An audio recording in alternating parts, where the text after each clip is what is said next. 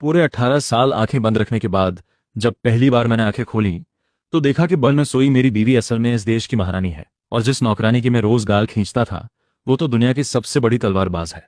और घर का वो पुराना कुत्ता, वो 40 लाख साल पुराना महाराक्षस निकला। दरअसल महारानी को डर था कि कोई मुझे अपने फायदे के लिए इस्तेमाल न करे, इसीलिए उन्होंने तमाम बड़े बड़े लोगों को आम लोगों के भेस में मेरी हिफाजत के लिए भेजा था। पर उन्हें क्या पता था कि मैं कोई असली हीरो नहीं हूं। मैंने खुद अपनी आंखें और अपनी पास बंद की थी, क्योंकि दूसरी दुनिया से आए मुझ जैसे इंसान के पास एक सिस्टम था जो कहता था आंखें बंद करो और ताकत बढ़ती रहेगी। हाँ, शुरू में बिना आंखों के जीना बड़ा मुश्किल था। कोई काम नहीं, कोई कमाई नहीं, भूख से मरने की नौबत आ गई। तभी एक अमीर घर की लड़की मिली जो घर वालों की शादी की जिद से बचने के लिए एक फेक हस्बैंड ढूंढ रही थी। मुझे क्या एतराज था, बस आकर दी और फिर शुरू हो गई मेरी मजेदार जिंदगी। उस दिन मेरी आंखें बंद किए पूरे 10 साल हो गए थे। तभी अचानक सिस्टम का नोटिफिकेशन बजा, बधाई हो, इस बार तुमने जैकपॉट मारा है। सच में किस्मत खुल गई थी। सबसे ऊंचे लेवल का रिवॉर्ड मिला था, वज्र तलवार का दिल। उसी पल मेरे अंदर से एक ऐसी एनर्जी निकली जिसने आसमान को चीर कर एक बड़ी दरार कर दी। मैं खुद चौंक गया, अरे सच में आसमान फट गया। तुरंत सब एनर्जी वापस खींची और मन में बोला, अभी किसी को नहीं हराना, अभी बस चुप रहना है। मालिक, आप ठीक हो? नौकरानी नैलान यानरान भागती हुई अंदर आई, आंखों में हैरानी थी। मैंने कहा, अरे मैं एकदम ठीक हूं, तू क्यों घबरा रही है? साथ ही उसका गाल खींच दिया, पुरानी आदत है। तभी मन में एक आइडिया आया, यानरान तलवार सीखना है? उसने गाल ढकते हुए धीरे से सिर हिलाया। हाँ मालिक, मैं मालकिन और आपकी हिफाजत करना चाहती हूँ। मैंने एक नाटकीय अंदाज अपनाया, हाथ पीछे बांधे और बड़े रहस्यमय तरीके से बोलने लगा। एक बार एक बूढ़ा भिखारी मिला था। उसने कहा कि मुझ में गजब की टैलेंट है। फिर उसने मुझे एक पुरानी तलवार की किताब दी। खुद को तलवार का उस्ताद बताता था, पर मुझे लगा नकलची है। मैंने वो किताब पढ़ी, कुछ बातें समझ में आई। आज तुझे वही बताता हूँ। शुरुआत में नैलान यानरान बस मेरी बात सुनने का नाटक कर रही थी, पर जैसे जैसे मैं सिस्टम से मिली बातें बताता गया उसकी सांस तेज होने लगी। आंखों में एक अजीब चमक आ गई। तलवार की एनर्जी उसके चारों तरफ घूमने लगी और फूलों जैसी शेप्स बनने लगी। थोड़ी देर बाद उसके पूरे जिस्म एक झटका लगा, वो सीधे टॉप लेवल पर पहुंच गई थी। नैलान यानरान के मन में तूफान उठ रहा था। उसने मुझे ऐसे देखा जैसे कोई कमाल की चीज देख रही हो, पर मुझे लगा ही नहीं कि मैंने कुछ बड़ा कर दिया। बस एक जमाई ली और सोचने लगा कि सब्जी लेनी है। फिर लाठी उठाई और घर से निकल पड़ा। हमारा गांव देखने में तो एकदम सादा था, पर असल में यहाँ बड़े बड़े लोग छुपे थे। गांव का मुखिया असल में प्रधानमंत्री था, जो महारानी के हुक्म पर यहाँ बैठा था। जब उसने मुझे लाठी टेकते हुए आते देखा तो अपना चिंतित चेहरा छुपाकर मुस्कुरा दिया। तभी मुझे याद आया, सिस्टम ने एक नई चीज दी थी, फेस रीडिंग वाला हाथ। सोचा चलो इसी पर ट्राई करते हैं। बिना सोचे सीधे उनके गाल पर एक थप्पड़ लगाया और उनका चेहरा टटोलने लगा। वो तो गुस्से से लाल हो गए। इतने बड़े आदमी को इस तरह सबके सामने गाल थपथपाया जाए? पर मैं बोलता रहा, यार तुझमें तो जबरदस्त किस्मत है, ऐसी जगह बर्बाद क्यों कर रहा है? जा कहीं बड़ा काम कर। फिर और मजे लेने लगा, उनकी नाक पकड़ी और डांटने लगा। इतने साल हो गए, काम ढंग से किया, तरक्की हुई कुछ? पास खड़े नकली कोयला बेचने वाले सेनापति को हंसी रोकना मुश्किल हो रहा था। देश के सबसे ताकतवर मंत्री को एक अंधे आदमी की नाक से पकड़े देखना वाकई बड़ा मजेदार नजारा था। तभी लाल कपड़ों में महारानी मेदुसा आ गई। नैलान यानरान की बात सुनकर उनके मन में मेरे बारे में जानने की तेज इच्छा जागी थी और वो खुद देखने आ गई थी। मैं उस वक्त पास की सब्जी की दुकान पर पहुंच चुका था। दुकानदार असल में एक राजकुमार था जो सत्ता पलटने की फिराक में था। नाम था वांग चुआन। भाई प्याज है? वो पहले से परेशान था, मन में बावत के प्लान चल रहे थे। उसने ऊपर देखा, मुझे पहचाना और चेहरा काला पड़ गया। मुझसे नफरत करता था वो, क्योंकि उसे लगता था महारानी मेरी वजह से उससे दूर है। उसने सब्जी पटकी और मुझे सबक सिखाने उठा, पर मैंने पहले ही कहा, भाई लगता है तू उत्तर का है। सुन मेरी बात, जल्दी से अपने घर वालों को वहां से निकाल। उत्तर का राजा बगावत करने वाला है और उसका बेटा दिल्ली में घुस आया है। जल्दी ही पूरे खानदान का काम तमाम होगा। ये सुनकर वांग चुआन सन रह गया, गुस्सा डर में बदल गया। उसने कांपते हुए पूछा, तुझे कैसे पता? मैंने हल्की सी मुस्कान के साथ उसके कंधे पर हाथ रखा और कहा, अंधा हूं इसलिए अंदर की बात दिखती है, इसमें कोई बड़ी बात नहीं। वांग चुआन का मुंह खुला रह गया। उसी वक्त महारानी मेदुसा वहां पहुंच गई। मुझे उनकी मौजूदगी पहले ही महसूस हो गई थी। मैंने मुड़कर उनकी तरफ मुस्कुराते हुए कहा, अरे आ गए। महारानी ने, पर मैं बिल्कुल बेफिक्र था। बोला, ये झूठ नहीं है। 3 साल पहले जब महारानी गद्दी पर बैठी तभी से उत्तर का राजा चुपके चुपके तैयारी कर रहा है, सेना बढ़ा रहा है, लड़ाके जमा कर रहा है, और अब उसका बेटा वांग चुआन खुद अपने हथियारों को लेकर राजधानी में आ गया है। बस एक इशारे का इंतजार है, फिर लाखों की फौज शहर पर टूट पड़ेगी। बात खत्म होते ही सन्नाटा छा गया। वांग चुआन बुद्ध बन गया। इतने सीक्रेट प्लान को मैंने इस तरह खोल दिया जैसे मौसम का हाल बता रहा हूं। महारानी की आवाज सख्त हो गई, इसका कोई सबूत है? मैंने एक नाटकीय अंदाज में उंगलियां चटकाई और बोला, सुनो, आज मैं सबके सामने कैलकुलेट करके बताता हूँ। मैंने गिनती शुरू की और एकदम कॉन्फिडेंस से कहा, वांग चुआन के हत्यारे इस वक्त प्रधानमंत्री की हवेली में छुपे हैं और आज रात खून खराबे का प्लान है। नकली मुखिया यानी असली प्रधानमंत्री का मुंह खुला रह गया। ये अंधा सच बोल रहा है। महारानी ने एक नजर डाली और नकली शराब बेचने वाला सेनापति हवा की तरह गायब हो गया। थोड़ी देर बाद खबर आई, सच निकला, हवेली में छुपे हत्यारे पकड़े गए। वांग चुआन का दिमाग बंद हो गया। उसकी सारी ताकत छीनकर उसे घसीटते हुए ले जाया गया। जाते जाते उसने मुझे ऐसे देखा जैसे जान लेना चाहता हो, पर मैं तो अपनी नेकी पर खुश था। उसकी पीठ पर चिल्लाया, भाई अभी भी कह रहा हूँ, घर वालों को निकाल वहां से। आज मैं मिला समझ नसीब वाला। इस बात पे वांग चुआन को इतना गुस्सा आया कि उसने खून की उल्टी की और बेहोश हो गया। अगले दिन मैं आराम से लेटा था कि सिस्टम का नोटिफिकेशन आया, बधाई हो, तुमने एक बड़े विलन को रोका, रिवॉर्ड मिल रहा है, एक दुर्लभ जड़ी बूटी और बढ़िया डॉग फूड। वो जड़ी बूटी महारानी की पुरानी बीमारी ठीक कर सकती थी, पर मैंने सोचा पहले अपनी बीवी का ख्याल रखो। वो तो बस एक आम इंसान है, इसे खाने से उसकी उम्र 100 साल बढ़ जाएगी। मैंने उसे कूटकर एक साधारण दिखने वाले दलिये में मिला दिया। जानू, अभी से याद करने लगे? दरवाजा खुला, महारानी मेदुसा मुस्कुराते हुए अंदर आई। आज उन्होंने सादे कपड़े पहने थे, पर शाही अंदाज कहा जाता है। मुझे पहले ही उनके आने का एहसास हो गया था। मैंने मुस्कुराते हुए दलिये का कटोरा आगे बढ़ाया। लो, थकान उतारो। सुबह की धूप आंगन में फैली थी। बड़ा सुकून भरा नजारा था, जैसे कोई साधारण जोड़ा हो। महारानी थोड़ा रुकी। इतनी ताकतवर, इतनी डिसीजन लेने वाली औरत, पर उस पल कुछ अलग महसूस हुआ। उन्होंने चुपचाप कटोरा लिया, एक घूंट पिया, और अचानक उनकी आंखें फटी रह गईं। ये तो यिनमिंग सोल फ्लावर है, जिसे वो सालों से ढूंढ रही थी, और इस अंधे ने उसे एक साधारण दलिये में मिलाकर यूं दे दिया जैसे कुछ हुआ ही ना हो। उनके पूरे जिस्म में एक गर्म लहर दौड़ गई। सालों पुरानी बीमारी पल भर में गायब हुई। मैंने रुमाल निकाला और उनके होंठ के पास का दलिया पहुंच दिया। उस एक छोटी सी हरकत पर महारानी का दिमाग एकदम ब्लैंक हो गया। सारी ताकत, सारी अथॉरिटी उस पल सब धुल गई। खानदान पुश्तों से सेवा करता आया है, अगर मैं कहूं मेरे साथ काम करो तो करोगे? नहीं, मैंने तुरंत मना कर दिया। महारानी ने आंखें तरेरी, मैं कोई शेरनी हूं क्या जो इतना मना कर रहे हो? वो नाराज होकर जाने लगी। तभी बाहर से एक तेज आवाज आई, सम्राट पधार रहे हैं। मैं चौंक कर उठ बैठा। अरे, कल बाजार में जो बात हुई, क्या वो इतनी जल्दी महारानी तक पहुंच गई? वो खुद मुझे रिक्रूट करने आई हैं। नैलान यानरान दौड़ती हुई आई, नाटक करते हुए बोली, मालिक, महाराज आ गए, जल्दी निकलो। वो मुझे खींचकर बाहर ले गई। तब तक मैं घुटने टेकने की कोशिश करता, एक हाथ ने मुझे थाम लिया। महारानी मेदुसा अपनी राजगद्दी पर टिकी थी, मुस्कुराते हुए देख रही थी। बोली, उठो, कोई जरूरत नहीं, हम यहाँ तुम्हें काम देने आए हैं। बहुत शुक्रिया, पर मैं इतना काबिल नहीं हूं। महारानी ने जवाब नहीं दिया, बस नेलान यानरान को देखा। नेलान झट से मेरे कान के पास आई और धीरे से बोली, मालिक, अब मत करो ना नुकर। मालकिन दिल्ली चली गई हैं, जल्दी वापस नहीं आएंगी। क्या आप उनसे मिलना नहीं चाहते?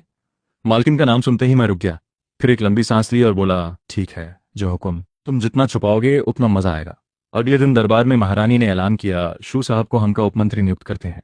किसी को कोई ऐतराज, सब चुप रहे। तब पश्चिम के राजा श्याहो युआन ने नाक बहुत चढ़ाते हुए कहा, हजूर, एक जंगली, और वो भी अंधा, इतने बड़े पद पर, ये तो बेइज्जती है। मैं उसकी तरफ देख तो नहीं सकता था, पर उसकी नफरत साफ महसूस हो रही थी। मन में बोला, तूने गलत बंदे से पंगा लिया। मैंने जल्दी से दिमाग में विलन्स की लिस्ट खंगाली, इसी से शुरुआत करता हूँ। बीच में ही बोल दिया, पश्चिम के राजा ने अपनी पावर बढ़ाने के लिए काला जादू सीखा है। 10,000 लोगों की बलि देकर यह शक्ति हासिल की है। और फिर मैंने एक लंबा सा मंत्र पढ़ दिया। श्याहो युआन का चेहरा अचानक बिगड़ने लगा। उसके जिस्म से हजारों रूहों की चीखें सुनाई दी, इसे फांसी दो। महारानी खड़ी हो गई, आंखों में गुस्सा था। पूरा दरबार सुन्न था। क्या ये अंधा सच में सब जानता है? तभी एक नौजवान अफसर बोला, हजूर, इसने जरूर पहले से जांच पड़ताल की होगी, ये कोई जादू नहीं।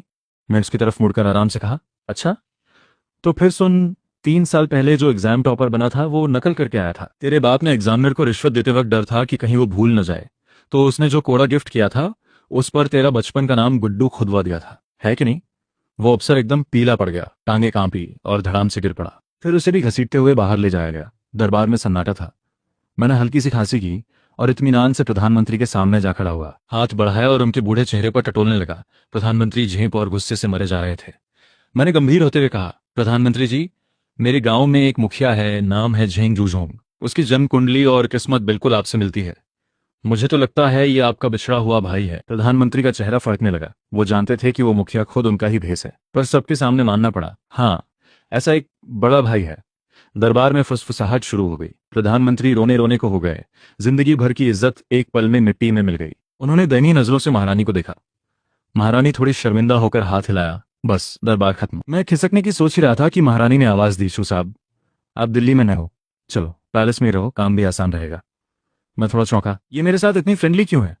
फिर भी मैंने विनम्रता से मना किया, बहुत शुक्रिया, पर घर में बीवी इंतजार कर रही होगी, देर हुई तो वो चिंता करेगी। बीवी महारानी के मन में एक अजीब सी हलचल हुई। अपनी बीवी से बड़ा प्यार है तुम्हें? मैंने एक लंबी सांस ली और अपनी पुरानी स्टाइल में बोला, दुनिया में बहुत कुछ है, पर जो तीन चीजें सबसे जरूरी हैं वो है सुबह, शाम और मेरी जान। महारानी मेदुसा का चेहरा लाल हो गया। उन्होंने जिंदगी में ऐसा सीधा और जोशीला इजहार कभी नहीं सुना था। दिल धड़कने लगा। शर्म में बोल बैठी, तुमने अच्छा कहा। फिर तुरंत मुंह दबाया और तेज कदमों से भाग गई। मैं सिर खुजाता रहा, ये हुआ क्या? फिर घर वापस आया। दरवाजा खुला तो जानी पहचानी खुशबू आई। अरे तुम कब आई? महारानी थोड़ा शर्माते हुए मिली। मैं मन ही मन खुश हो गया। हाथ पीठ पे बांधे आंगन में टहलते हुए सोचा, अच्छा है, दिल्ली में अब घर भी है, काम भी है। तभी एक कोने से एक पुराना सा देसी कुत्ता भौंकता हुआ निकल आया। जा जा, ये क्या तरीका है? मालिक घर आए हैं, दिखता नहीं। मैंने एक हल्की सी ठोकर मारी। वो असल में एक महाशक्तिशाली दिव्य जीव था, देश का रक्षक। जमीन पर लुढ़का, फिर उठा और गुस्से में झपटने लगा। मुझे एक पल के लिए खतरा महसूस हुआ। बिना सोचे एक तलवार की एनर्जी छोड़ दी। उस डिवाइन कुत्ते के सारे रोंगटे खड़े हो गए। उस ताकत के आगे उसकी रूह कांप गई और अगले ही पल पूरा एटीट्यूड बदल गया। पूंछ हिलाने लगा, मेरे पैर चाटने लगा। मैंने मुस्कुराते हुए उसका सिर सहलाया। बस इतना ही तो चाहिए था। पहले क्यों नहीं माना? मैलान नियंत्रण पास खड़ी थी, दंग रह गई। ये डिवाइन जीव असली कुत्ते से भी ज्यादा चापलूस निकला। अगले दिन सुबह मैंने सिस्टम की दी हुई जड़ी बूटियां आंगन में लगाईं और डिवाइन डॉग फूड का कटोरा निकाला। वांग चाय, खाना तैयार। दिव्य जीव को लगा, मैं ये सस्ता खाना कभी नहीं। और अगले पल मैंने उसका मुंह कटोरे में दबा दिया। खुशबू ने सारा घमंड तोड़ दिया। ये तो वो दुर्लभ डिवाइन फूड था जो हजारों साल में एक बार मिलता है। एक पल रुका, फिर सिर झुकाकर खाने लगा। पूंछ फैन की तरह हिलने लगी। यार ये तो बहुत बढ़िया है। तभी दोनों लड़कियां बाहर आईं। आंगन में चमकती जड़ी बूटियां देखकर नैलान यानरान को लगा शायद नींद में है। महारानी मेदुसा के पैर लड़खड़ाए, लगभग गिर पड़ती। और सबसे बड़ा शौक, देश का दिव्य रक्षक जंजीर से बंधा कटोरे में मुंह डालकर खाना खा रहा था, जीभ लटकाए। नैलान यानरान ने झट से कटोरा छीना और स्टोरेज रिंग से एक डिवाइन मांस का टुकड़ा निकाला। आप तो देश के रत्न हैं, ये सस्ती चीजें आपके लिए नहीं। जंजीर खोलने लगी, पर कुत्ते ने उस मांस को देखा, नाक फुलाई और उपेक्षा से मुंह फेर लिया। इससे तो दांत भी नहीं भरेंगे। उस कटोरे में जो था वो कहीं ज्यादा था। नैलान यानरान की आंखें फटी रह गई। वांगचाई ने खुद अपने पंजे से जंजीर वापस गले में डाली और मेरे पास आकर पूंछ हिलाते हुए लिपट गया। महारानी ने आकर पूछा, तुमने इसे क्या खिला दिया? ये तो डिवाइन जीव है, पर हो गया है तुम्हारे पीछे पागल। मैंने हंसते सिर सहलाया, कुछ नहीं, गांव में कुत्ते पालने का एक्सपीरियंस है, ये बस मुझे पसंद करता है। महारानी का मुंह फड़का, कुछ कह नहीं सकती थी। तो आंगन की चमकती जड़ी बूटियों की तरफ देखकर बोली, और ये सब? मेरे पास जवाब तैयार था। आज सुबह एक बूढ़ा आदमी सब्जी बेच रहा था, बेचारा लग रहा था, तो सारा खरीद लिया और यहीं लगा दिया। गुस्सा मत हो, पैसे फिजूल तो नहीं किए। महारानी ने उन जड़ी बूटियों को देखा जो आधी दिल्ली खरीद सकती थी और माथा पकड़ लिया। पर उनके अपने भी राज थे, तो चुप रही। नाश्ते के बाद वो काम पर निकल गई। नैलान यानरान रुकी, बोली, मालिक, कल पैलेस से ऑफिशियल ड्रेस आई है, पहन कर देखो। उसने दरवाजे के पीछे से एक 3 ग्रेड की अप्सरी पोशाक निकाली। बॉस से मिलना है, थोड़ा फॉर्मल तो लगना चाहिए। नैलान आमतौर पर तलवार पकड़ती है, पर आज उसके हाथ नरम थे, बस कभी कभी उंगलियां मेरे सीने को छू जाती थीं। इस ठंडी तलवारबाज का चेहरा लाल हो जाता और वो झट से हाथ खींच लेती। रहने दो, मैं खुद कर लूंगी। पर आज वो अड़ी रही। चेहरा तवे जैसा गर्म था, हाथ कांप रहे थे, फिर भी पूरा 1 घंटा लगाकर कॉलर ठीक किया। फिर राहत की सांस ली, माथे पर पसीना था। मैंने लाठी उठाई और बोला, चलो प्रधानमंत्री के घर चलते हैं। बाजार में चलते हुए चारों तरफ से बातें सुनाई दे रही थीं। सुना, महारानी का नया चहेता एक अंधा है, 3 ग्रेड का अफसर बन गया। अरे भाई, असली एम्परर को पता चला तो छत उड़ा देगा। नैलान यानरान ने टोपी झुकाई और आंखें ऊपर कर ली। इन बेवकूफों को क्या पता, चहेता और एम्परर एक ही इंसान है। पर इन सबसे बेखबर शहर की परछाई में एक खतरा पल रहा था। एक अंधेरी गुफा में वांग चुआन ने खून की उल्टी की। आंखों में आग थी। शू फेंगयान, तूने मौत को बुलाया है। उसने एक कम्युनिकेशन डिवाइस खोली। उसमें एक खूबसूरत नागिन जैसी औरत नमूदार हुई। नाम था फेंगमिंग। वो बोला, मेरे एक काम करो, शू फेंगयान को खत्म करो, बदले में तुम्हारा भाई वापस मिलेगा। वो औरत खुशी से कांपने लगी। कॉल बंद हुई। वांग चुआन के होठों पर एक क्रूर मुस्कान आई। वो भाई, उसे तो वो कब का मार चुका था। मुझे इस सब की कोई खबर नहीं थी। मैं प्रधानमंत्री के ऑफिस में पहुंच गया। नमस्कार। मैं झुकने लगा, पर प्रधानमंत्री भूत देखने जैसे उचक पड़े और मुझे थाम लिया। अरे नहीं नहीं, बैठिए बैठिए। चेहरे पर ऐसी मुस्कान जो रोने जैसी लग रही थी। मन में थे, बस ये जल्दी जाएं। मैं खुशी से बैठ गया। बताइए, कोई काम हो तो? उन्होंने सिर हिलाया। कौन पागल होगा जो उनसे काम करवाएगा। तभी एक खुशबू आई और एक बेहद खूबसूरत औरत अंदर आई। उसने अपनी नरम उंगलियां मेरे कंधे पर रखी और मेरे करीब आ गई। आवाज में मिठास थी जो हड्डियां गला दे। ये थी फेंगमिंग, एक खतरनाक असैसिन जो सोच रही थी एक अंधे को उल्लू बनाना बाएं हाथ का खेल है। मैंने हल्का सा पीछे हटने की कोशिश की, पर वो पीछे पीछे आती रही। आप कौन है? मेरा नाम वूमिंग है, छठे ग्रेड की अफसर, उसने मुस्कुराते हुए कहा। नैलान यानान का चेहरा बर्फ जैसा ठंडा हो गया था। तलवार पकड़ने वाला हाथ हल्का सा कांप रहा था। तभी फेंगमिंग अचानक पीछे हट गई, सुरक्षित दूरी पर। पास आओ, दूर जाओ, ये खेल नादान लड़कों का दिल तोड़ता है। पर मुझ पर कोई असर नहीं था। मैंने मन में सोचा, पहले छुओ फिर शर्माकर हटो, ये तो क्लासिक मूव है। फेंगमिंग ने प्रोफेशनल अंदाज अपनाया, प्रधानमंत्री से बोली, महारानी की बर्थडे पार्टी की तैयारी में शू साहब को हेल्प चाहिए, मैं कर देती हूँ। सुनने में तो बढ़िया लग रहा था, पर असल में ये मुझे फंसाने की चाल थी। मैंने अंदर से सोचा, सबसे खतरनाक जाल वो होता है जो तुम्हारे भले के लिए कहकर बिछाया जाए। प्रधानमंत्री की हिम्मत नहीं थी कि हाँ या न ढे। मेरी शांत आंखें देखकर बोले, ठीक है, जैसा तुम लोग सोचो। और ये बेकार का काम मेरे ऊपर आ गया। मन हुआ एक लाठी दे मारूं, पर का अफसर हूं, सब कुछ झेलना है। हम तीनों बाहर निकले। एटमॉस्फेयर बेहद अजीब था। फेंगमिंग की मीठी आवाज आई, शू साहब, बर्थडे में 7 दिन बचे हैं, कहीं प्राइवेट में बैठकर प्लानिंग करें। बात करते हुए उसकी तेज नजर नयान यानरान पर टिकी। मन में सोचा, इस नौकरानी की पावर बहुत है, पहले इसे हटाना होगा। नैलान ने पलटकर उसे ऐसे देखा जैसे हजारों साल पुरानी बर्फ हो। फेंगमिंग ने मुस्कुराकर नजर वापस दे दी। दोनों की नजरें टकराईं, हवा में चिंगारियां थीं। मैं बीच में था, सब इग्नोर करते हुए लाठी थपथपाई। यार, सबसे पहले खाना, बाकी सब आपने। तो परफेक्ट है। मैं दिल्ली में नहीं हूं, घर भी नहीं, एक बार खाना खिला दो। फेंगमिंग ने तुरंत अपना प्लान बदला और नरम आवाज में बोली। नैलान यानरान ने तुरंत कड़क आवाज में कहा, नहीं, घर में मालकिन है, थोड़ा शर्म करो। बस खाने की बात है, कोई बड़ी बात नहीं। तुम तो बस नौकरानी हो, बड़ी बोलती हो। कोई नहीं जानता था कि तुम भाभी हो, फेंगमिंग ने भोली आंखें बनाकर कहा। बात बिगड़ती जा रही थी। मैंने झट से दोनों को अलग किया। घर में जो मेरी बीवी कहे वही होता है। तो आना चाहती है पर उनकी मर्जी से। फेंगमिंग थोड़ी देर के लिए सन्न रह गई। उसे जरा भी अंदाजा नहीं था कि यह बड़ा अफसर असल में अपनी बीवी का पालतू है। नैलान यानरान मुंह बनाना चाहती थी, पर चुप रही। कोई बात नहीं, चलते हैं। मैंने लाठी उठाई, पर फेंगमिंग की नजर नैलान नाम सुनते ही तेज हो गई। उसने उस साधारण नौकरानी को ध्यान से देखा। ये तो वो मशहूर तलवारबाज है, और ये एक अंधे आदमी की नौकरानी बन गई। घर पहुंचे। आंगन में एक सिंपल कपड़ों में औरत, एप्रन पहने, हाथ में गर्म खाने का कटोरा लिए किचन से निकली। आ गए, हाथ धो लो, खाना लगाती हूँ। महारानी मेदुसा ने मुझे वार्म स्माइल दी, पर नजर फेंगमिंग पर पड़ी। एक हल्की सी भौं उठी। ये मेरे साथ काम करती हैं, खाना खाने आई हैं, मैंने सहजता से कहा। महारानी ने मन में कुछ महसूस किया, पर घरवाली की तरह मुस्कुराकर बोली, ठीक है। फेंगमिंग उस पर बिजली सी खड़ी रह गई। वो एनर्जी, वो ऑरा, ये तो महारानी है।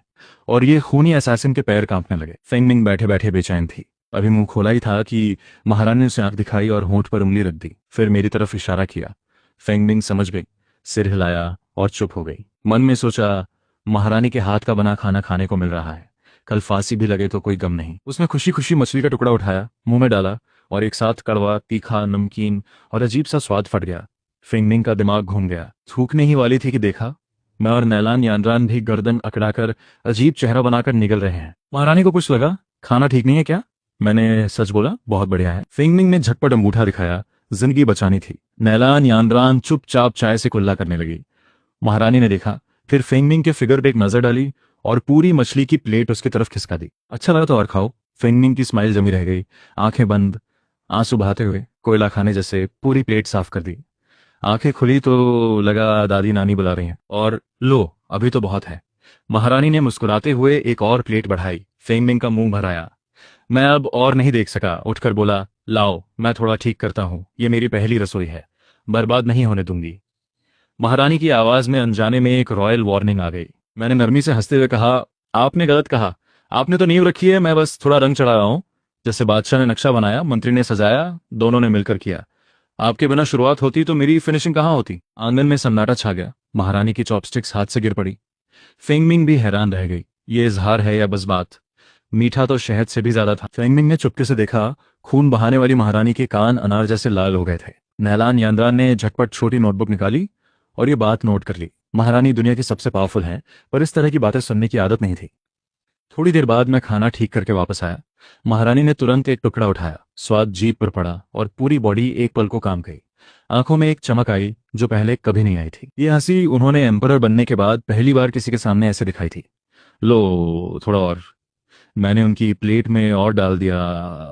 महारानी का वो बड़प्पन वाला अंदाज कहीं गायब हो गया था। धूप में उनकी छोटी सी मुस्कान चमक रही थी। आंखों में एक लड़की वाली मासूमियत थी। बस नहीं हुआ मुझे। नैलान यानरान पास बैठी थी। उसकी चॉपस्टिक्स हिली ही नहीं, खाना कम और दूसरों का प्यार ज्यादा देखने को मिला था। आधे घंटे बाद महारानी अफसोस के साथ उठी। ढेर सारे काम इंतजार कर रहे थे। जाते ही फेंगमिंग उचकी, साहब बर्थडे पार्टी प्लानिंग करनी है। उसकी आंखों में एक अजीब सी चमक थी। मैंने कहा, जल्दी क्या है? फिर वांगचाई की तरफ देखा। चल बाहर। उस डिवाइन जीव ने एक दबी हुई आवाज निकाली। उसे जमीन से चिपक कर बैठना था, ये किसी भी तरह से उसे मंजूर नहीं था। मैंने रस्सी खींची, वो नहीं हिला। मैंने एक ठोकर लगाई, उठ, नहीं तो आज रात तुझे पका दूंगा। वो गुस्से से उछला, पर अगले पल मैंने धीरे से कहा, "ओ, 3, 2, 1।" इसके बाद एक दाना नहीं मिलेगा। अगले ही सेकंड वो उछलकर खड़ा हो गया, पूंछ हिलाने लगा, मेरे पैर चाटने लगा। इज्जत? वो तो डिवाइन फूड के सामने कुछ भी नहीं। मैं खुशी से उसे लेकर निकला। नैलान, यानरान और फेंगमिंग एक दूसरे को देखकर चुपचाप पीछे चल दिए। तभी एक बड़े जनरल शू मोशवान तेज कदमों से दिल्ली में दाखिल हुए। उनका चेहरा गुस्से से लाल था। बॉर्डर पर जांच में पता चला था कि आधे से ज्यादा कमांडर्स बागी वांग युआन के साथ मिले हुए थे। उन्होंने घोड़े पर बैठे बैठे ही रिपोर्ट लिखी और जल्दी से महारानी के पास भेजी। फिर सोचा, पहले शू फेंगनियान से मिलते हैं, कोई सोल्यूशन निकलेगा। पर रास्ते में जो नज़ारा देखा वो याद आने वाला था। मैं एक पेड़ के पास खड़ा था, बड़बड़ा रहा था, जल्दी कर, इतनी देर से घुमा रहा हूँ। कुत्ते ने इधर उधर देखा, कोई जानने वाला नहीं। नैलान भी चुप रहेगी। हिम्मत करके पैर उठाया। ठीक उसी पल मेरी आवाज़ आई और वो जम गया, रुक नहीं सका। एक काम हो गया, साथ में सिर धीरे धीरे घुमाया। जनरल की नज़र से नज़र मिली। जनरल वहीं खड़े रह गए, आंखें मली। ये देश का डिवाइन रक्षक एक पेड़ के नीचे, सड़क किनारे ऐसे। कुत्ते ने पैर नीचे किए और एकदम ब्लैंक एक्सप्रेशन के साथ दूसरी तरफ देखने लगा। वो फ्रेंडशिप एक झटके में खत्म हो गई। मुझे किसी के आने का अंदाजा हुआ। हंसते हुए कंधे पर हाथ रखा। अरे भाई, तुम दिल में? चलो चाय पिलाता हूँ। जनरल ने जैसे तैसे कहा, बस किसी से मिलने आया था। पास खड़ी फेंगमिंग सन थी। ये तो 6 देश जीतने वाले जनरल हैं और इनके सामने इस अंधे की हालत। नैलान यानरान ने धीरे से मेरी बांह खींची। मालिक, बर्थडे पार्टी याद है? हाँ हाँ, सही कहा। मैंने माथा ठोका। जनरल से बोला, आज काम है, माफ करना, फिर कभी बैठते हैं, और रस्सी खींचकर वापस चल दिया। तभी सिस्टम का नोटिफिकेशन बजा, बधाई हो, एक बड़े विलन को कमजोर किया। रिवॉर्ड, एक टॉप लेवल टेक्निक और 20 साल की प्योर एनर्जी। एक झटके में मेरे अंदर पावर की बाढ़ आ गई, सीधे अगले बड़े लेवल पर पहुंच गया। और बोनस, 3 ऐसे क्लोन्स बना सकता था जो मेरी ही 60% ताकत रखते हों। वापस आकर मैं और फेंगमिंग बगीचे में बैठकर पार्टी की प्लानिंग करने लगे। उधर वांग चुआन को पता चला कि उसके बॉर्डर के आदमी पकड़े गए। गुस्से में उसने एक पुराना अजीब सा आंख जैसा पत्थर निकाला, बड़े पुराने जमाने की चीज, जिस पर ये निशान लगे वो छुप नहीं सकता। उसने एक्टिवेट किया। सोचा फेंगमिंग की जासूसी करें, पर स्क्रीन पर जो दिखा उससे दोबारा बिजली गिरी। बगीचे में फूल उड़ रहे थे। फेंगमिंग दोनों हाथों पर ठोड़ी टिकाए बड़ी बड़ी आंखों से मुझे देख रही थी। उसकी आवाज में मिठास थी। अभी सोच रही हूँ। मैंने हंसते हुए कहा, कोई बात नहीं, आपका कुत्ता बड़ा अच्छा है। कैसे सिखाया? खाना बंद करो, सीख जाएगा। दोनों हंसी मजाक में थे और स्क्रीन पर दिख रहा था एक ट्रेन्ड असैसिन पूरी तरह पिघली हुई। वांग चुआन को उल्टी होने वाली थी। उसने स्किलर पर इतनी मेहनत की और वो उसके दुश्मन के साथ इस तरह बैठी है। गुस्से में वो पीछे गिरा, पर्दा गिर गया।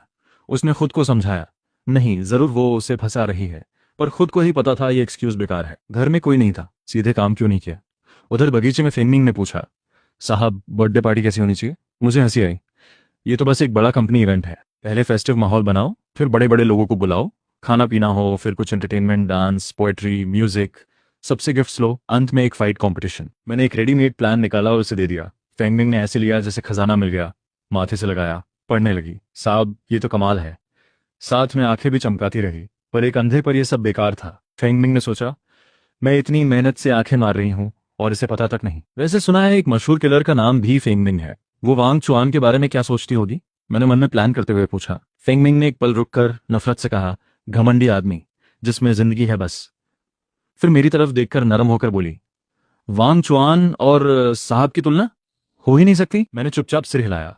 इस लड़की में जबरदस्त टैलेंट है, पर इसे पता नहीं कि उसका भाई कब का जा चुका है और वो बेकार में वांग चुआन की नौकरी कर रही है।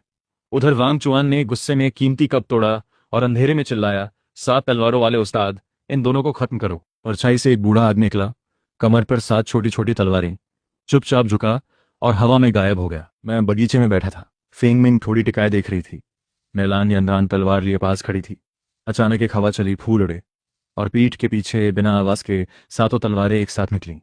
ठीक उसी वक्त मैं उठा, आलस में लाठी पीछे की तरफ घुमाई, सटाक उस उस्ताद की कलाई पर लग गई। 7 तलवारें छनछनाती हुई जमीन पर गिर गईं। वो सन्न रह गया।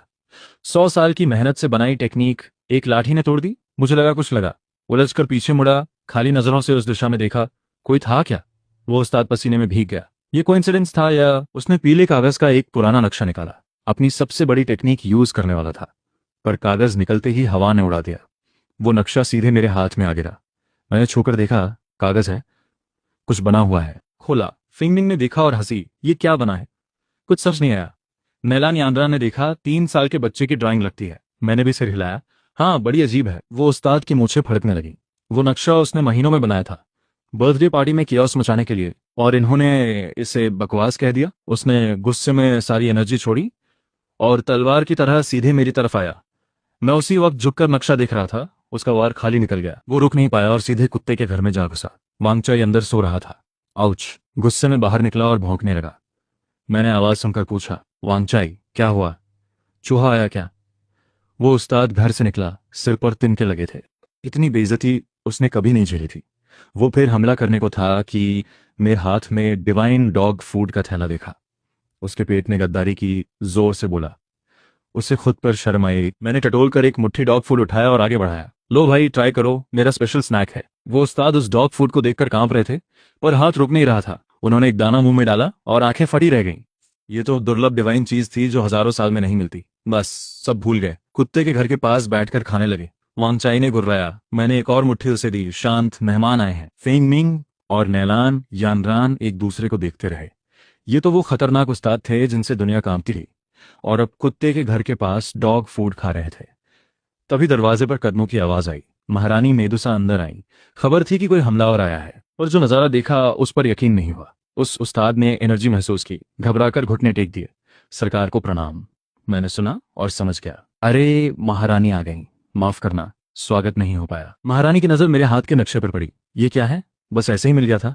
महारानी ने देखा, चेहरे पर हल्का बदलाव आया। फिर मुस्कुराते हुए बोली, ये बागियों का पार्टी प्लान था और तुमने इसे बेकार कह दिया। मैंने ऑनेस्टली कहा, रंग गड़बड़, लेआउट भीड़ भाड़ वाला, कोई स्टाइल नहीं। महारानी की आंखों में हंसी थी। बर्थडे पार्टी अब ऑफिशियली मेरे जिम्मे थी। फेंगमिंग दबी हंसी हंस रही थी। वो उस्ताद अभी भी कुत्ते के घर के पास बैठे थे, खाएं या न खाएं वाली हालत। महारानी ने उन्हें गार्ड्स के हवाले किया। जाते जाते उनकी नजर उस डॉग फूड के थैले पर थी। मैंने सिर हिलाया। बेचारे सच में भूखे लग रहे थे। महारानी पास आई। पार्टी के लिए कुछ चाहिए हो तो बताओ। मैंने नाक खुजाई। एक आइडिया आया, चिंता मत करो। ऐसी पार्टी होगी जो कोई भूल नहीं पाएगा। महारानी की आंखों में क्यूरियोसिटी आई, पर कुछ पूछा नहीं। उन्हें पता था ये अंधा हमेशा कुछ अलग करता है। जाने के बाद मैं नक्शे को देखता रहा। फेंगमिंग ने धीरे से पूछा, साहब प्लान क्या है? मैंने रहस्यमय मुस्कान दी। स्वर्ग का न्यू ईयर शो। नालान और फेंगमिंग दोनों हंस दिए। मैंने डिटेल में नहीं बताया, पर मन में लिस्ट बनाने लगा। Lights, sound, stage effects, interactive games, lucky draw, comedy acts, सब चाहिए। सोचते सोचते मुझे भी हंसी आ गई। और वो बेकार सा बागियों का नक्शा, उसे चाय की केतली के नीचे रख दिया। टेबल वॉबल कर रही थी। वेस्ट नहीं, यूज में आया। मैंने संतुष्टि से केतली थपथपाई। पार्टी की प्लानिंग शुरू हो गई, पर मेरे मन में महारानी की बात थी। उनकी एनर्जी बड़ी कमजोर लगती थी। दोपहर की फुर्सत में मैंने आंखें बंद करके अपनी सेंसिंग एक्सटेंड की उनके कमरे की तरफ। वो गोल्डन गाजर वाली छोटी बनी थी, पर आज उसके कान झुके हुए थे। उसके आसपास कुछ गहरे धागे थे जो धीरे धीरे उसकी एनर्जी खा रहे थे।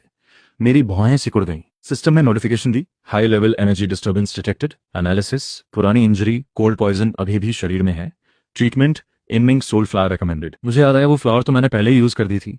तो सच में उन्हें पुरानी तकलीफ है। खैर, वो फ्लावर खत्म है, पर उसके बीज 3 दिन पहले लगाए थे।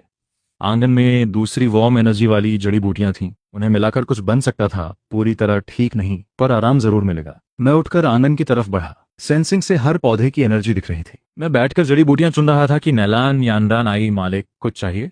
मैंने कहा, बस एक हर्बल टी बना रहा हूं। उसने कुछ नहीं पूछा, चुपचाप पास खड़ी हो गई। मैंने चुने हुए पौधे धोए, पानी डाला, धीमी आंच पर चढ़ाया। सेंसिंग में दिख रहा था, सब कलर्स मिलकर एक वार्म ऑरेंज ग्लो बना रहे थे। हांडी हिलाते हुए मन में बड़बड़ाया, इसे खुद का ख्याल रखना नहीं आता। इतनी कम उम्र में इतनी तकलीफें। बात खत्म नहीं हुई थी कि दरवाजे पर आहट आई। महारानी मेदुसा खड़ी थी, सादे कपड़ों में। चेहरे पर एक अजीब सी एक्सप्रेशन थी। मेरी बात सुन ली थी उन्होंने। मैं झट से उठा। आप, पार्टी तो रात को है। वो आंगन में आई, हांडी देखकर बोली, क्या बना रहे हो? बस हर्बल टी। मैंने चम्मच उठाया टेम्परेचर चेक करने के लिए। महारानी ने चम्मच ले लिया। मैं चख लेती हूँ। उन्होंने एक घूंट लिया, आंखें हल्की सी खुली। मैंने एक्सप्लेन किया, बस वार्म हर्ब्स हैं, रोज पीने से फर्क पड़ेगा। महारानी ने चम्मच रखा, थोड़ी देर चुप रही, फिर धीरे से बोली, तुम्हें पता है ना, मैं अनजान बनकर कहा, क्या पता। उन्होंने सीधे मेरी आंखों में देखा, जानते हुए कि मैं देख नहीं सकता, कि मैं मेदुसा हूं, कि पुरानी इंजरी है, कि मैं तुम्हें कई साल छुपाया। मैंने सिर खुजाया, हल्के से कहा, मुझे बस इतना पता है कि मेरी बीवी की तबीयत ठीक नहीं, उसे देखभाल चाहिए, बाकी सब बाद में। महारानी जम गई। जो बात वो कहने आई थी वो गले नहीं रह गई। मैंने टटोल कर जेब से एक छोटा सा पुड़िया निकाला, खोला। कुछ अंबर रंग की कैंडी थी। टी बनाते वक्त ये भी बना लिए। बोला है, चखो, मीठा है कि नहीं। एक कैंडी उठाई और नेचुरली उनके होठों के पास ले गया। महारानी ने बिना सोचे मुंह खोल लिया। मीठा टेस्ट जीभ पर फैला, हल्की सी हर्ब्स की खुशबू के साथ। उनके गाल धीरे धीरे लाल होने लगे। जो सीरियस माहौल था वो एक पल में पिघल गया। मैंने मुस्कुराते हुए पूछा, कैसा लगा। महारानी ने कैंडी चबाते हुए धीरे से कुछ बोला। आंखों में वो रॉयल रुआब कहीं गायब था, जैसे लगे कि कुछ और कहना है। मैंने दूसरी कैंडी भी दे दी। गले के लिए अच्छी है। अब बोल ही नहीं सकती थी, गाल फुलाए मुझे घूरती रही। पर उन आंखों में कोई एम्परर नहीं था, बस एक लड़की थी। नैलान यानरान कब से पीछे हट गई थी और उसके कंधे हिल रहे थे। मैं टी हिला रहा, आराम से बोला, रोज एक बोल, 3 महीने में ठीक हो जाएगा। महारानी ने धीरे से पूछा, तुम मेरे लिए इतना क्यों करते हो। मैंने नेचुरली कहा, तुम मेरी बीवी हो, तुम्हारे लिए ना करूं तो किसके लिए करूं। महारानी चुप हो गई। सेंसिंग में दिखा वो गोल्डन बनी अब जोर जोर से नाच रही थी। कान खड़े हो गए थे। महारानी ने मुड़ते हुए कहा, आज रात पार्टी के बाद बात करनी है, इंतजार करना। और तेज कदमों से निकल गई। मैं टी हिलाता रहा, मन में सोचा, ये अपनी बड़ी शर्मीली है। टी तैयार होने पर मैंने फिल्टर करके बॉटल में भरा, नैलान को दिया। रोज सुबह दे देना। नैलान ने बॉटल लेते हुए देखा, मालिक आप सच में बात अधूरी छोड़ दी। मैंने हाथ हिलाया, जा जल्दी। आंगन में शांति थी। मैं पत्थर की बेंच पर बैठा। सिस्टम ने नोटिफाई किया, important emotional event triggered, task list updated. मैंने सोचा बाद में देखूंगा, पर मन में था, आज रात महारानी क्या कहेंगी, शायद सब बता दें। मुझे पहले से आधा आधा पता है, पर जब तक वो नहीं बोलती मैं भी नहीं बोलता। इस तरह जिंदगी आसान रहती है। वांगशाई आकर मेरी टांग से लिपट गया। मैंने सिर सहलाया, आज रात पार्टी में चुपचाप रहना, खाना मत चुराना। उसने एक प्रोटेस्ट की आवाज निकाली। मैंने हंसते हुए एक मुट्ठी डॉग फूट दिया। मन में रात की पार्टी और उसके बाद की बातों का इंतजार था। जो भी हो, जिंदगी तो अच्छी है और आगे और अच्छी होगी। मैं गुनगुनाता हुआ बेंच से उठा। नैलान यानरान दरवाजे पर चुपचाप खड़ी थी। मन में आया, पार्टी से पहले फ्रेश सब्जी लाते हैं। नैलान, बाजार चलोगी, सब्जी लानी है। अंदर से आवाज लगाई, वांगचाई तू भी चल। वो घर से उछल कर निकला, पूंछ हिलाने लगा। हम तीनों, मैं, नैलान और कुत्ता, निकल पड़े। दोपहर में दिल्ली की सड़कें रौनक से भरी थी। आवाजों का मेला था। सेंसिंग में हर इंसान अलग कलर में दिख रहा था। आम लोग हल्के सफेद, लो लेवल प्रैक्टिशनर्स थोड़े ब्राइट, ऑफिशियल्स वाले ज्यादा गहरे। चलते चलते एक परेशान आवाज सुनाई दी, जानी पहचानी, प्रधानमंत्री। सेंसिंग में देखा, उनकी एनर्जी एक स्टोन टेबल के चारों तरफ हिल रही थी। सामने एक बच्चे की नारंगी एनर्जी, वो चेस खेल रहे थे। नैलान ने धीरे से कहा, प्रधानमंत्री जी 3 बार से हार रहे हैं। तुझे हंसी आते आते रुकी। पास जाकर सुना, एक और बार। मैं नहीं मानता। बच्चे ने मासूमी से कहा, दादाजी वादा है ना, हारे तो कैंडी एप्पल दिलाओगे। मैंने टोका, भाई आज लक नहीं है। प्रधानमंत्री ने देखा, मुझे देखकर चेहरा बना, इज्जत और शर्म दोनों एक साथ। फिर बोले, आओ भाई तुम ही खेलो। मैं वैसे भी बाहर निकला था, बैठ गया, आंखें बंद की। सेंसिंग में पूरा चेस बोर्ड दिख रहा था, हर पीस अपनी एनर्जी के साथ। बच्चे ने कहा, अंधे चाचा आपकी बारी। मैंने हाथ बढ़ाया, पीस ढूंढी, एक जगह रखी। बच्चा थोड़ा रुका। प्रधानमंत्री को जैसे झटका लगा, अरे ये तो कमाल है। हर मूव सिंपल लगता था, पर हर बार बच्चे का अटैक रुक जाता। बच्चे का चेहरा लाल होने लगा। जब फाइनल पीस रखी, बच्चा रो पड़ा। अंधे चाचा ने चीटिंग की, पर कैंडी एप्पल भी मांगना नहीं भूला। प्रधानमंत्री खुशी से उछले, 2 कैंडी एप्पल दिलाता हूं। बच्चा रोते हुए मुस्कुराया और भाग गया। प्रधानमंत्री ने हैरानी से कहा, भाई ये तो कमाल की बात है। मैंने हंसकर कहा, बस लक था। असल में सेंसिंग में खेलना और आंखें खोलकर खेलना एक जैसा है। तभी एक ऑफिशियल प्लेन क्लोज में तेजी से आया। प्रधानमंत्री के कान में कुछ कहा। चेहरा सीरियस हो गया। उन्होंने मुझे झुककर कहा, भाई जरूरी काम आ गया, फिर मिलते हैं। और तेज कदमों से निकल गए। मैंने सेंसिंग में उस नोट की एनर्जी देखी, खून और बर्फ जैसी। बॉर्डर से इमरजेंसी रिपोर्ट थी, पर अभी मेरा काम नहीं। हम आगे चलते रहे। नैलान यानरान ने कहा, मालिक आज बड़े खुश है। मैंने हंसकर कहा, धूप अच्छी है, मन अच्छा है। वो थोड़ी चुप रही, फिर एक छोटी नोटबुक निकाली और कुछ लिखने लगी। मैंने पूछा, क्या लिख रही हो। वो घबरा गई, कुछ नहीं, बस डेली नोट्स। सेंसिंग में उस नोटबुक का कवर दिखा, एम्पेरर की डायरी लिखा था। काजे पेज पर लिखा था, आज साहब मुस्कुरा रहे थे जैसे शरारती बिल्ली। मैं हंसी दबाते हुए आगे बढ़ा। पुराने सब्जी वाले की दुकान आई, जिनसे पहले भी बात हुई थी। उन्होंने खुशी से कहा, आ गए, आज फ्रेश स्पिरिचुअल वेजिटेबल्स आई हैं। मैंने कुछ सब्जियां और एक लाइव मछली ली, रात में अच्छा खाना बनाना था। जाते जाते सब्जी वाले ने दबी आवाज में कहा, सुना है बॉर्डर पर कुछ हो रहा है। मैंने शांति से कहा, हम जैसे आम लोगों को क्या पता। वो हंस दिए। वापस चलते हुए एक टी हाउस के पास रुका। अंदर एक कहानी सुनाने वाला था। वो बता रहा था कि महारानी ने कैसे देश संभाला। मैं थोड़ी देर सुनता रहा। नैलान ने पूछा, अंदर बैठे? मैंने मना किया, रात की पार्टी की तैयारी करनी है। मुड़ते हुए टी हाउस से कुछ लोग निकले, जंगी अंदाज में, आपस में धीरे बोल रहे थे। बॉर्डर पर हलचल है। बर्थडे पार्टी में सब बड़े लोग जमा होंगे, यही सही मौका है। उनकी एनर्जी में एक बुरी सी खिंचाव थी। नैलान का हाथ तलवार पर गया। मैंने हल्के से सिर हिलाया, अभी नहीं, इनको अलर्ट नहीं करना। वो गली में मुड़ गए। मैंने उनकी एनर्जी याद कर ली, रात में नजर रखनी होगी। घर आकर मैं खाना बनाने लगा। नैलान ने हेल्प की। वांगचाई किचन के दरवाजे पर लार टपकाते बैठा रहा। सब्जी काटते हुए मैंने पूछा, नैलान, रात की पार्टी ठीक रहेगी ना? उसने सीरियसली जवाब दिया, मालिक जहां हो सब ठीक रहता है। इतना भरोसा? क्योंकि मालिक हमेशा कुछ अलग करते हैं। मुझे थोड़ी शर्म आई। टॉपिक बदला। वो स्पेशल इफेक्ट रात में टाइम पर तैयार होना चाहिए। नैलान ने नोट कर लिया। तभी फेंगनिंग बाहर से भागती हुई आई। वेन्यू की फाइनल चेकिंग से लौटी थी। साहब, सब परफेक्ट है, वर्कर्स लास्ट टच कर रहे हैं। मैंने सिर हिलाया। फेंगनिंग ने किचन में देखा, आंखें चमकी। मैं भी हेल्प करूं? मैंने सोचा इसका टेस्ट तो अच्छा है, रेटिंग कर दो। हम चारों, मैं, नैलान, फेंगमिंग और गेट पर बैठा वांगचाई, शाम तक रात की पार्टी के लिए तैयारी करते रहे। शाम ढलते ढलते सब तैयारियां पूरी हो गईं। मैंने नई ड्रेस पहनी। नैलान यानरान ने कहा, मालिक बड़े अच्छे लग रहे हो। वांगचाई को भी नहलाया गया था, चमक रहा था। फेंगमिंग ने डीप पर्पल ड्रेस पहनी थी, थोड़ी ज्यादा फॉर्मल, कम ग्लैमरस। नैलान सफेद कपड़ों में थी, पीठ पर तलवार। हम निकलने ही वाले थे कि दरवाजे पर दस्तक हुई। नैलान ने खोला। महारानी मेदुसा खड़ी थी, अकेली, कोई बॉडीगार्ड नहीं। उनकी एनर्जी आज थोड़ी वार्म थी, मेडिसिन काम कर रही थी। उन्होंने कहा, रास्ते में था, सोचा साथ चलूं। मुझे कोई एतराज नहीं था। हम चारों और वांगचाई लिंगशाओ हॉल की तरफ चल पड़े। रास्ते में महारानी मेरे पास चलती रहीं। कभी कभी धीरे से बोलती, आगे सीढ़ी है। मैं सेंसिंग से देख सकता था, पर ध्यान रखे जाने का एहसास अच्छा लगता था, तो चुप रहा। हॉल के पास पहुंचते हुए महारानी ने कहा, आज रात पार्टी के बाद गार्डन में मिलना। मैंने कहा, ठीक है। वो रुकी, बोली, कुछ बातें बहुत दिनों से रुकी हैं। मैंने हंसकर कहा, मेरे पास भी कुछ है।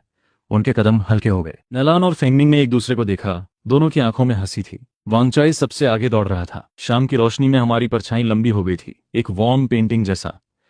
पर मैं जानता था, इस शांति के नीचे कुछ हलचल है। पार्टी हर हाल में अच्छी होनी चाहिए। ये उनका बर्थडे गिफ्ट था मेरी तरफ से। मैं साइड रूम में खड़ा था, कपड़े ठीक कर रहा था। नैलान ने कहा, मालिक, वक्त हो गया। मैंने गहरी सांस ली और आगे बढ़ा। तभी सिस्टम की एक अर्जेंट नोटिफिकेशन आई, फाइनल मिशन लॉन्च, महारानी को बचाओ और सबके सामने प्रपोज करो। अभी नोटिफिकेशन की आवाज गई ही थी कि बाहर से हॉर्न की आवाज आई। गार्ड्स चिल्लाए, बागी फौज ने हमला कर दिया। हॉल में भगदड़ मच गई। महारानी थ्रोन से उठ खड़ी हुई, चेहरा शांत, आवाज में पावर। गार्ड्स कहाँ हैं? जनरल शू मोशवान आगे आए, मैं हूं हुजूर, और बाहर निकल गए। मैं वहीं खड़ा था। मन में आया, वांगचुआन की टाइमिंग देखो, बर्थडे पार्टी बर्बाद कर दी। सिस्टम का फिर notification, war zone detected, new power temporary unlocked. मैंने आंखें बंद की, नई एबिलिटी एक्टिव हुई। पूरी दिल्ली की एनर्जी एक मैप की तरह दिखने लगी। बाहर से खून जैसी रेड एनर्जी के बादल आ रहे थे, बागियों की किलिंग ऑरा, और उनके बीच एक गहरी काली एनर्जी, वांगचुआन, नफरत और पागलपन से भरी। मैंने नैलान से कहा, तुम महारानी की हिफाजत करो। उसने पूछा, आप? मैंने हंसकर कहा, पुराने दोस्त से मिलने जा रहा हूं। फेंगमिंग भीड़ में से निकल कर आई, मैं भी साथ चलूंगी। मैंने मना किया, पर वो रुकी नहीं। जनरल शू मोशवान ने डिफेंस बनाया था, पर दुश्मन की फौज बड़ी थी और उनके साथ पावरफुल फाइटर्स भी थे। मैंने सेंसिंग से देखा, 3 ग्रे रोब्ड प्रैक्टिशनर्स छुपे हुए थे, जो सोल्जर्स की कंसंट्रेशन तोड़ने वाला जादू कर रहे थे। मैंने फेंगमिंग से कहा, वो 3 दिख रहे हैं? उसने देखा। हाँ, मैं जाऊं? नहीं, मैंने कहा, मैं खुद हैंडल करूंगा। मैंने स्लीव से एक छोटी बेल निकाली, हिलाई। एक साफ आवाज निकली और एनर्जी के साथ मिलकर पूरे बैटलफील्ड में फैल गई। उन तीनों का जादू एक झटके में टूट गया। उन्होंने ऊपर देखा। मैंने आंखें बंद की, उनकी पोजीशन लॉक की। फिर एक फिंगर स्नैप और 3 एनर्जी स्ट्राइक्स उनके कोर पे लगी। तीनों गिर गए, जादू टूटा, सोल्जर्स की ताकत वापस आई। जनरल शू ने अटैक किया, पर बागियों की तादाद बहुत ज्यादा थी, दीवारें टूट रही थीं। और फिर वांग चुआन दिखा। मेदुसा, आज तुम्हारी मौत है। महारानी कब आ गई थी वहां? वो मेरे पास खड़ी थी, शांत आवाज में बोली, कोई रास्ता है? सिस्टम ने तुरंत सजेस्ट किया, सेंसिंग से पूरे शहर की एनर्जी नोड्स को जोड़ो। पार्टी के लिए जो लाइट्स लगाई हैं, वो सब डिफेंस में काम आएंगी। मेरी आंखें चमकी। मैंने आंखें बंद की, पूरी सिटी की एनर्जी स्क्रीन पर आ गई। वो सारी पार्टी लाइट्स एनर्जी से भरे एक बड़ी शील्ड बन गए। एक ट्रांसपेरेंट बैरियर सिटी के बाहर खड़ी हो गई। बागियों के हमले उस पर लगे और रुक गए। वांग चुआन पागल हो गया। उसने अपनी टंग काटी, खून से सीक्रेट टेक्निक यूज की। उसकी डार्क एनर्जी अचानक बढ़ने लगी, शील्ड को तोड़ने लगी। मैं सोचने लगा कि क्या करूं, तभी वांगचाई मेरे पास से भागकर बीच मैदान में पहुंच गया। उसने सिर उठाया और एक ऐसी आवाज निकाली जो कुत्ते की नहीं थी। सबकी आंखें उस पर थीं। उसका बॉडी चमकने लगा, बड़ा होने लगा। पल भर में एक 30 फुट ऊंचा गोल्डन बीस्ट खड़ा था, सोने की स्केल्स, 4 पैरों में आग, असली फेंटियन किलिन। उसने मुझे एक नजर से देखा, मुंह से इंसानी आवाज निकली, शील्ड मैं संभालता हूं, तू उस नाटकबाज को खत्म कर। मैंने सिर हिलाया। ठीक है दिव्य महाराज। उसने एक गोल्डन बीम छोड़ा, शील्ड और मजबूत हो गई। वांग चुआन का एक भी अटैक नहीं लगा। साथ ही नैलान यांद्रान ने तलवार निकाली, एक ब्लू स्ट्रीक बनकर बागियों में घुस गई। जहां से गुजरी दुश्मन गिरते गए और प्रधानमंत्री कहीं से एक अकाउंट्स बुक लेकर निकले। वांग चुआन, तेरा सारा खाना पीना का स्टोर हमने पकड़ लिया। तेरे कमांडर्स के घर वाले हमारी निगरानी में हैं। अभी सरेंडर कर। बागियों में हड़कंप मच गया। वांग चुआन चिल्लाते हुए सीधे महारानी की तरफ झपटा। मैंने सोचा बस अब मेरी बारी। आंखें बंद की। सेंसिंग में उसकी हर मूव स्लो मोशन में दिखी। उसकी बॉडी में 13 एनर्जी पॉइंट्स थे। 3 तोड़ो, सब खत्म। मैं लाठी लेकर आगे बढ़ा, बिल्कुल कैजुअल, जैसे टहल रहा हूं। वो हंसते हुए तलवार लेकर झपटा। पूरी जिंदगी की ताकत उसमें थी। मैं एक तरफ हटा। लाठी से पहला टैप कलाई के एनर्जी पॉइंट पर, तलवार हाथ से छूट गई।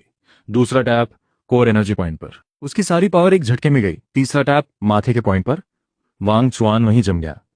आंखों में डिसबिलीफ था। तुम ये कैसे? मैंने लाठी वापस ली, शांति से कहा, चेस में हारे, वॉर में हारे और इंसान भी ढंग के नहीं बने। वो कुछ बोलना चाहता था और बेहोश हो गया।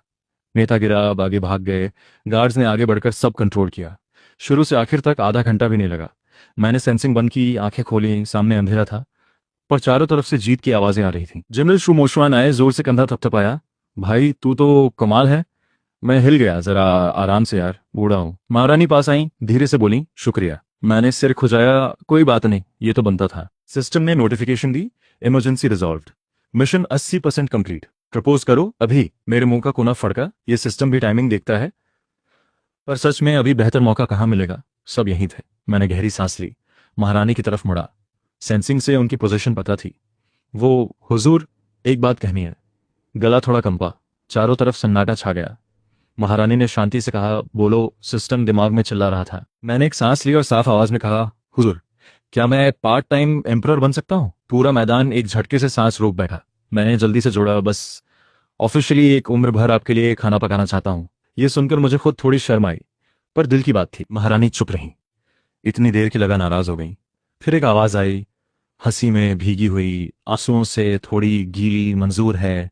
2 छोटे शब्द, पर उनका वजन बहुत था। पहले सन्नाटा, फिर पूरा मैदान तालियों और चीखों से भर गया। जनरल शू सबसे पहले चिल्लाए, बधाई हो हुजूर, बधाई हो एम्परर। प्रधानमंत्री ने मूंछ सहलाई, दोहरी खुशी है।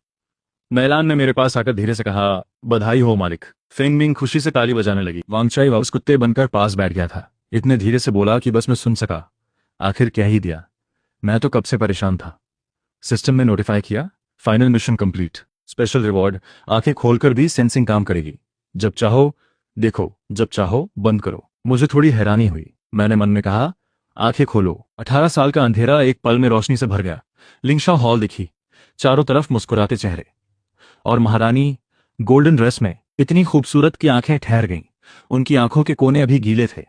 नैलान का ठंडा चेहरा हल्का सा मुस्कुरा रहा था। फेंगमिंग किसी से बात कर रही थी, एक्साइटेड थी। प्रधानमंत्री और जनरल एक दूसरे को बधाई दे रहे थे। वांगचाई पूंछ हिला रहा था। सब पर अलग अलग रंग की एनर्जी थी। रियल दुनिया और सेंसिंग एक साथ दिखी। थोड़ा चक्कर आया। महारानी ने मेरी आंखें देखी, हैरानी से मुंह ढक लिया। तुम्हारी आंखें? मैंने हंसते हुए सिर हिलाया। हाँ, और ना दिखने लगा, पर शायद बंद भी करूं। वो समझ गई, मुस्कुराई। मैंने एक बार सबको देखा, हर चेहरा याद किया, फिर चुपचाप आंखें बंद कर ली। अंधेरा वापस आया, पर पहले से ज्यादा साफ। मैंने मन में बड़बड़ाया, अंधेरे में ज्यादा आराम है। इतना एक साथ देखा, आंखें थक गईं। महारानी हंस पड़ी, जैसी मर्जी। जनरल शू ने जोर से कहा, आज रात विक्ट्री और शादी दोनों सेलिब्रेट करते हैं। प्रधानमंत्री ने कहा, बिल्कुल ठीक। हॉल फिर से सज गई। जो सोल्जर्स मारे गए उनका सम्मान किया गया। बागियों को जेल हुई। वांग चुआन की पावर्स खत्म की गई। अलग सेल में पार्टी शुरू हुई। मैं महारानी के पास बैठा। अधिकारी एक एक करके आकर बधाई दे रहे थे। मैंने सबको टी से जवाब दिया। फेंगमिंग चुपके से मेरे पास आई, साहब सच में दिखता है? मैंने कहा, हाँ, पर देखना नहीं चाहता। वो कुछ समझी, कुछ नहीं। अच्छा तो अब एक्टिंग बैंड, मैंने हंसकर कहा। तो तुम एक्टिंग कर रही थी? नैलान आई एक ग्लास लेकर, मालिक मेरी तरफ से। मैंने एक ही घूंट में पी लिया। वो थोड़ी देर रुकी, फिर बोली, वो डायरी देखोगे? मैंने तुरंत हाथ हिलाया, नहीं नहीं, अपने पास रखो। उसने राहत की सांस ली। वांगचाई आकर मेरे हाथ से लिपट गया। मैंने पूछा, वापस असली रूप में क्यों नहीं गए? उसने एक आवाज निकाली। मतलब था कुत्ता बनना आसान है और डॉग फूड बेहतरीन है। मैंने हंसते हुए एक मुट्ठी स्पेशल डॉग फूड दिया। महारानी मेरे पास झुकी। आज के लिए शुक्रिया। मैंने कहा, मुझे शुक्रिया वो कि जिंदगी भर खाना खिलाने दिया। वो हंसी। तो रसोई तुम्हारी। मैंने हाथ ठोका। डन। रात गए, पार्टी खत्म हुई। महारानी ने जाते हुए कहा, गार्डन वाली बात कल। मैंने कहा, ठीक है। घर पहुंचते पहुंचते रात हो गई। नैलान सो गई। मैं आंगन में अकेला बैठा था। आंखें खोली। चंद की रोशनी में आंगन शांत था। वो जड़ी बूटियां हल्की सी ग्लो कर रही थीं। वो दुनिया जो पहले सिर्फ महसूस होती थी अब दिख रही थी, जिंदा, खूबसूरत। पर थोड़ी देर बाद आंखें बंद कर ली। अंधेरा, पर पहले से ज्यादा भरपूर। सिस्टम ने पूछा, क्या तुम खुश हो?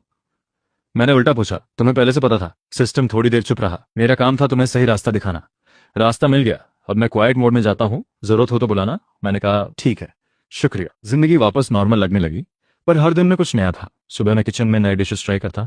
महारानी डॉक्यूमेंट साइन करती, मैं पास बैठकर टी बनाता। कभी कभी सेंसिंग से उनकी बनी देखता। अब वो हेल्थी थी, उछल कूद करती थी। ग्रे थ्रेड्स कहीं नहीं थे। नैलान मेरी बॉडीगार्ड और हेल्पर। अब पूरी दिल्ली जानती थी कि वो एम्परर के खास हैं। कोई उनसे उलझता नहीं था। फिल्मिंग में थी, शादी की प्लानिंग कर रही थी, मन लगाकर। प्रधानमंत्री चेस खेलने आते, जनरल शराब लेकर। वांगचाई रोज खाता, सोता और कभी कभी जनरल से छेड़खानी करता था। 1 महीने बाद महारानी ने ऑफिशियल डिक्री निकाली, मुझे पिंकटियन एम्परर घोषित किया। जब यूनिक डिक्री पढ़ने आया, मैं किचन में सूप का टेस्ट ले रहा था। सुना, सिर हिलाया और सूप में नमक डालता रहा। वो यूनक दंग रह गया। शादी 3 महीने बाद तय हुई। फिंगमिंग दौड़ने लगी। नैलान को भी पकड़ कर ले गई। मैं सबसे फ्री था, खाना पकाता, कुत्ता घुमाता, कभी दरबार में जाकर किसी ऑफिशियल को सेंसिंग से देखता। दिन बीतते रहे। एक दिन महारानी ने किताब बंद करके पूछा, जानना नहीं चाहते? उस रात मैं क्या कहने वाली थी? मैं संतरे छील रहा था। बोला, जब चाहोगी खुद बताओगी। वो थोड़ी देर चुप रही, फिर बोली, मुझे पहले से पता था तुम अंधे नहीं हो, और सिस्टम की बात भी जानती थी, क्योंकि मेरे पास भी एक है। नाम है एम्प्रेस स्ट्रिंग सिस्टम। काम है अच्छी रूलर बनना।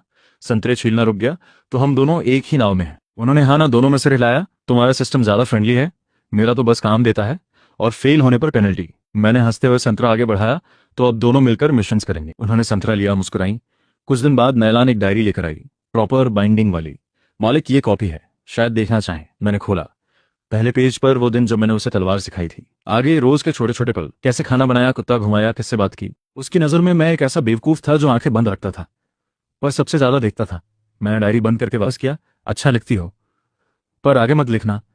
वो लाल हो गई, सिर हिलाया। फेंगमिंग के भाई की खबर आई, वो जिंदा था। एक किसान के घर में पला था, मजबूत लड़का था। फेंगमिंग ने उसे देखा और रो पड़ी। वो लड़का अजनबी था, पर दीदी को मानने को तैयार था। मैंने उन दोनों के लिए दिल्ली में घर का इंतजाम किया। फेंगमिंग और भी मेहनत से काम करने लगी। प्रधानमंत्री ने चेस खेलते हुए कहा, बॉर्डर की समस्या खत्म हो गई। उस दिन तुमने हिंट दिया था, तभी से तैयार था। मुझे याद आया, वो ब्लडी पेपर की एनर्जी। जनरल ने बताया, वांग चुआन जेल में पागल हो गया था। ये नहीं हो सकता, ये नहीं हो सकता। मैंने बस सिर हिलाया। शादी का दिन आया। पूरी दिल्ली में जश्न था। मैंने एम्परर की ड्रेस पहनी, महारानी ने क्राउन और रॉयल ड्रेस। हम साथ खड़े थे, लाखों लोगों के सामने। उन्होंने धीरे से पूछा, घबरा रहे हो? थोड़ा। मैं ज्यादा। सेरेमनी के बाद हम चेंबर में आए। उन्होंने क्राउन उतारा। बोली, इस पूरी जर्नी में सपना सा लगता था। मैंने आंखें बंद रखते हुए सीरियसली कहा, सपना नहीं है, सच है, और रहेगा। वो मेरे कंधे पर टिक गई। बाहर पूरा चांद था, तारे थे। जिंदगी ऐसे ही चलती रही। मैं हर सुबह जल्दी उठकर नाश्ता बनाता। सेंसिंग में जो दिखता था, लोगों की एनर्जी, उनकी भावनाएं, वो आंखों से देखने से कहीं ज्यादा था। महारानी पूरी तरह ठीक हो गई थी। कोल्ड पॉइजन का नाम ओ निशान नहीं था। जब वो काम करती, मैं पास बैठकर चाय बनाता। कभी कभी कोई आइडिया देता, अच्छा हो या बेकार। वो हमेशा सीरियसली सोचती। हम एक दूसरे के साथ। एक दिन के बाद एक दिन, बस ऐसे ही। एक दिन मैं आंखें बंद करके वांग चाय को खा खिला रहा था। महारानी पास बैठी थी, डॉक्यूमेंट्स देख रही थी। नैलान दूर सोड प्रैक्टिस कर रही थी। प्रधानमंत्री और जनरल कहीं से लड़ते हुए आ गए। वाटर सप्लाई पहले बनाए या सिटी डिफेंस, दोनों अपनी अपनी पर अड़े थे। उनकी आवाजें, नैलन की सोड की आवाज, वांगचाई का खाने का शोर, सब एक साथ। और मुझे अचानक बड़ी तसल्ली हुई। आंखें खोलूं या ना खोलूं, रोशनी पहले से बहुत थी।